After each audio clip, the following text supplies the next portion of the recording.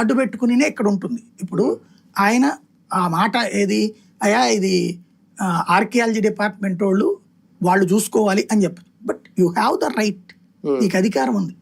ఇప్పుడు నీకు అధికారం లేదు ఇందులో అని అంటే సుప్రీంకోర్టు కంటే ఆర్కియాలజీ డిపార్ట్మెంట్ గొప్పదా, పురావస్తు శాఖ గొప్పదా సుప్రీంకోర్టు కంటే?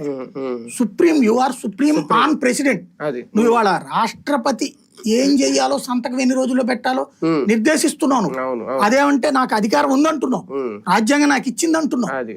అంత అధికారం కలిగినోడివి ఆఫ్టర్ ఆల్ ఒక పురావస్తు శాఖకి చెప్పలేవా నువ్వు?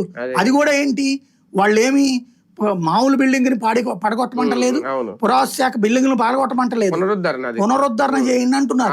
అది అందులో జెన్యూనిటీ ఉంది కదా.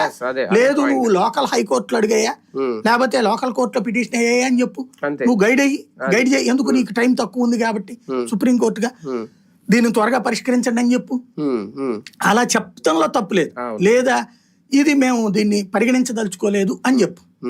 కానీ ఎల్లి విష్ణుమూర్తికి చెప్పుకో అనే కామెంట్ ఏదైతే అదే అంటున్నా, అది సాధారణంగా ఉంటది. అంటే ఇక్కడే సరే, అంటే ఇక్కడ తీర్పులను జడ్జి గారిని విమర్శించడం కాదు, కానీ న్యాయమూర్తి స్థానంలో ఉన్న వ్యక్తి ఎవరైనా కానివ్వండి, అక్కడ ముస్లిం ఉండొచ్చు, క్రిస్టియన్ ఉండొచ్చు, లేదంటే హిందూ ఉండొచ్చు, ఎవరైనా ఉండొచ్చు, వాళ్ళు ఇచ్చే ఇటువంటి కామెంట్ కానీ, ఇటువంటి ఈ సందర్భాలు అంటే ఇటువంటి కేసుల్లో ఇచ్చే తీర్పులు కానీ అందులో వాళ్ళ వ్యక్తిత్వాన్ని ఇనుమడించి చేయడం వల్ల ఇలాంటివి వస్తాయా, లేదంటే అక్కడ కేసుని కేసులాగా చూడాలా? అందుకని ఇలాంటి ఈయన దాడికి ప్రయత్నించడం 1000% తప్పే, దాన్ని ఎవరు ఇది చేయరు, ఖండిస్తారు.